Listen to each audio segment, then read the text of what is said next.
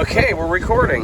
What is it, May 4th? Wait, May 2nd. Hey, that. Russ! What's Russ on, is back on board. Who's that? Hi there, I'm Maddie. Hi, Maddie.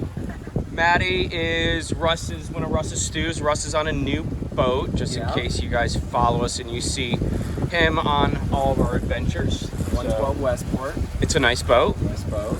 Hopefully we'll be doing a trip shortly. Yes. All right, good. And then over on this side, we have Mate Hannah. You guys have seen Mate Hannah before. And we are on Hatterass, and I haven't taken it out in over a year. Got the new engine put in. You can see I'm spinning the wheel freely right here, and that's just a lot of fun because we have no hydraulics in the steering. So we're just going to use the transmissions, these little guys right here, going back and forth. And we're going to run our first sea trial with the new port engine installed, and we're going to see how this goes.